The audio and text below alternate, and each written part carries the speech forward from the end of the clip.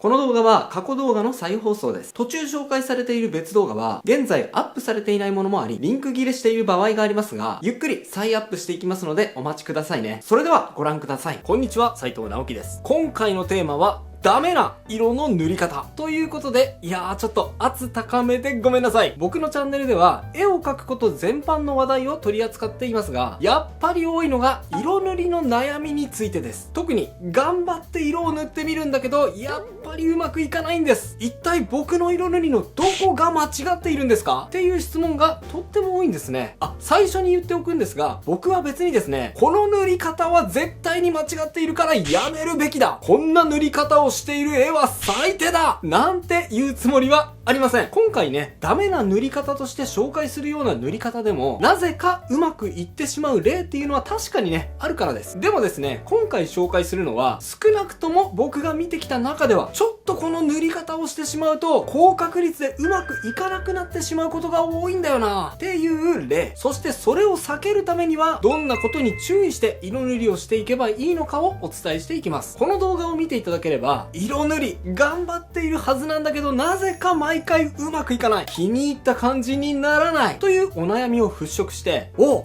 こに気をつければ気に入った感じの色塗りになるのか、これなら毎回色塗り楽しくなりそう、そんな風に変化していただけると思います。ぜひ最後までお付き合いください。それでは早速行ってみましょう。シャバシャバ塗り。まずは、シャバシャバ塗りです。シャバシャバ塗り。これ僕が勝手にそう呼んでいるだけなんですが、結構これはデジタル初心者の人によく見られがちな塗り方ですね。こんな風に質感がついたようなブラシを選択して、白ベースの画面にいきなりね、シャバシャバシャバシャバーって塗っていくやり方。この描き方しちゃっている人いるんじゃないでしょうか。ですが、ブブー。このやり方をするとですね、高確率で見た目が良くなりません。なぜかというと、ほら、見てください。背景の白地が透けちゃってますよね。こういう下地が透けたシャバシャバした感じが原因でですね、画面がスカスカに見えてしまって、見た目を損なう原因になってしまうんですね。ほらほらほらほらほらほら。結構全体的に頑張って塗ったのに、なんだかちゃんとしていないような落書きのような絵になっちゃったのがお分かりいただけると思います。これじゃあね、せっかく頑張って色塗りしたのにもったいないですよね。これを避けるためには、まず下塗りをするのがいいと思います。たとえね、最終的に質感があるブラシで仕上げたいなっていう風に思ったとしてもですね、一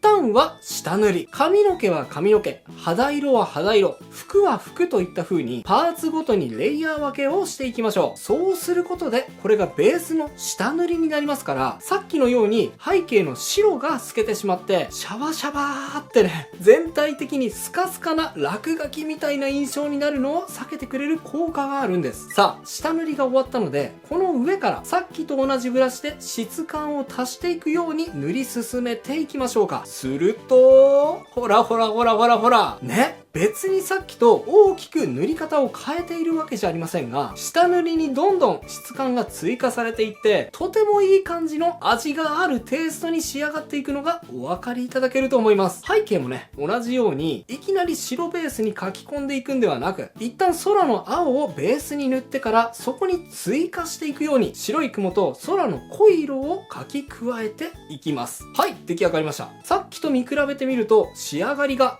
全然違いますよね。もしね、質感のある絵が描きたいなっていう場合には、いきなり白ベースにシャバシャバーって塗っていくのではなく、一旦下塗りをした上に質感を重ねていくことをお勧めします。エフェクト塗り。はい。ちょっとさっきはね、特殊な塗り方をしてしまったので、もう少しオーソドックスな塗りに変更しました。ここからは、この絵をベースに塗り進めていきたいと思います。でね、これもよく見る例なんですが、僕はね、エフェクト塗りって呼んでます。どんな塗りかというと、主にキャラクターを塗る際に、さっき分けた髪の毛、肌、服のレイヤー、一個一個に陰影を書き加えていくのではなく、もうね、面倒だから上からブワーって、はい、こんな風に一気に光を描き加えていくっていうやり方。上からね、エフェクトをかけるような塗り方なので、僕はエフェクト塗りって呼んでます。でね、影を塗る時にも同じくね、ボケ足がついたブラシで全体的にブワーって。はい、こんな風に結構大雑把に影を塗っていっちゃってますね。こんな風に陰影を追加していくやり方を割とよく見かけるんですが、これまたブブー。まあこの手法自体は全然プロでもやるんですが、少しやり方が大雑把すぎますね。これをやっちゃうと、せっかく描いた絵の印象がぼんやりしてしまって、逆に見栄えを損なう原因になってしまうんです。はい。ではですね、エフェクト塗りの良い例をお見せしていきましょう。さっきはすごく強い光を、ボケ足の強いブラシで広範囲にブワーっとかけていきましたが、ここではもうちょっと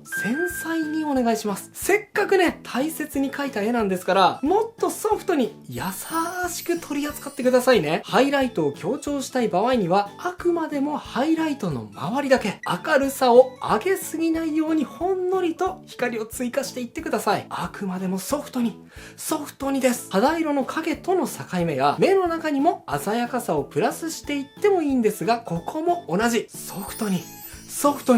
優しくです。はい、影についても同じです。定山のレイヤーを追加したら、そんなに真っ黒い調子を入れなくてもいいんです。あくまでもほんのりと。あれちょっとなんか暗くなりました？くらいの明るいグレーを選択して、ふわーっと元からある影の階調をちょっと増やすぐらいの気持ちで描き加えてあげてください。ソフトに。はい、こんな感じ。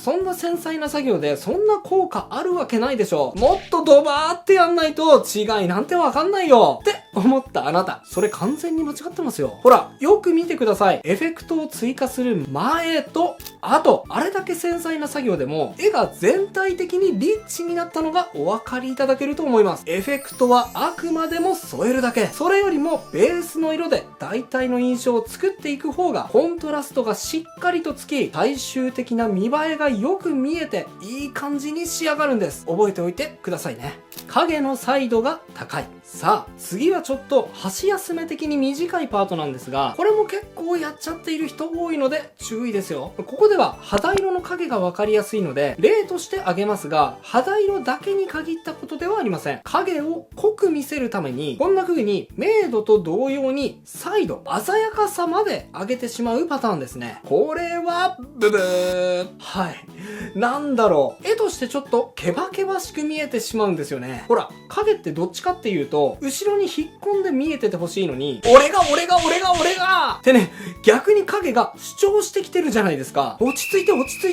君主役じゃないからって諌めたくなりますよね。影を濃くしたい場合にはですね、単純にあまりサイドを上げないように、明度だけ下げるように調整するか、もしくはこんな風にもう一枚定山レイヤーを追加して少し紫がかった薄いグレーとかでもう一段階暗い影を描き込んでいくのがおすすめです。そうするとほら、影の部分はさっきと違って脇役の印象を保ちながら、でもしっかりとコントラストも高くなって全体的にググッと引き締まった印象を作り上げることができちゃいました。このやり方はね、非常におすすめなので取り入れてみてくださいね。密度の高い背景素材。はい。次はですね、背景描くのめんどくさいなーって思っている人が逆にやりすぎちゃうパターンの失敗です。そう。苦手意識がある人って逆にやりすぎちゃうことがあるんですよ。例えばね、よく見るのが葉っぱの素材ですね。よく背景の木とか葉っぱを描くときってあると思うんですが、この背景の葉っぱ一枚一枚描いていくのが面倒なので、こういう葉っぱブラシを使うことってあると思います。確かにね、ペタって画面に載せるだけで高密度な葉っぱが描画されるので面白いんですが、結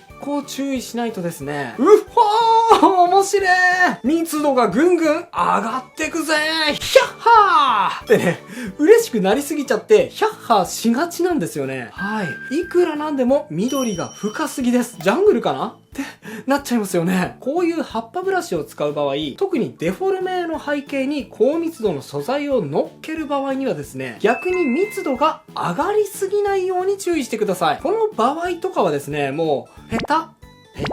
はい。もうこのぐらいで十分なんですよ。あんまりペタペタしなくても大丈夫なんです。で、背景に載せた素材の上に、木漏れ日の光とか影とかを追加してあげて、はい。こんな風に少しだけ自分で書き込んであげる。そうすることで、密度が高い背景素材でも、絵から浮くことなく、デフォルメへと馴染ませることができちゃいます。空もですね、雲ブラシを使いたくなっちゃうところですが、そうするとね、密度が高くなりすぎちゃいますから、このぐらい適当に、シャシャーって適当に描いちゃいましょう。ほら、さりげなく背景素材を使いましたが、あ、背景素材使ったなっていう違和感なく、すっきりと馴染ませることができたと思います。背景素材を使う場合には、密度が逆に高くなりすぎて、意図しない違和感が強くなりすぎないように注意してみてくださいね。全体に同じ処理を繰り返す。最後に紹介するダメな色の塗り方はですね、こだわりが強い人ほどやりがちな間違いです。それは何かというと、はい。こんな風に、絵全体に同じような処理を繰り返してしまうっていう塗り方です。こんな風にね、髪の毛の線に沿って少し明るい線を入れるのは、髪の毛の流れが強調できて見た目が良くなることは確かなんですが、その処理をですね、全体に施してしまうと、ちょっと絵がくどくなりすぎてしまうのと、あと全体的に平面的な見た目になっちゃうんですよ。せっかく手数を増やしても逆効果になってしまったら損ですよね。はい。この問題の解決策は簡単です。同じ処理を繰り返さないように、一部だけに使うようにすればいいんです。髪の毛の線に沿った部分を強調する場合、一番効果の高い1、2箇所を選んでスーッと引いたら、その他の部分にはその処理はあまり繰り返さない。やりたくても我慢です。明るくしたラインが長い場合には、こんな風にね、上と下とで明るさを変えてあげても変化を持たせられて平面的になることを防げますから、こういう工夫も有効ですね。はい、どうでしょう。こだわりが強いとどうしても、もっとってね、処理を全体的に繰り返してしまうことがありますが、やりすぎてしまうと絵が平面的でくどくなってしまう場合があります。注意を向けてみてくださいね。以上が今日僕が伝えたかったことです。いかがだったでしょうか。また今回は全体の色塗りに対してお伝えしてきましたが、それは分かった。でも自分はもうちょっと具体的に突っ込んで、影の塗り方のコツややり方を知りたいんだよ。影がうまくいかないんだよなっていう人も多いと思います。そんな時にはこちらの動画。この影はダメ。プロ絵師が影の塗り方すべて伝授します。完全版がおすすめです。絵を描いていく上で誰しもがつまずいてしまう影の塗り方をステップごとに順番に解説した動画です。これを見ればね、もう誰でも影付け上手くなっちゃいますよ。興味がある方はこちらも合わせてチェックしてみてくださいね。それではまた次回の動画でお会いしましょう。バイバイ。ということで再放送をお届けしました。いかがだったでしょうか。新チャンネルのチャンネル登録と高評価もよろしくお願いします。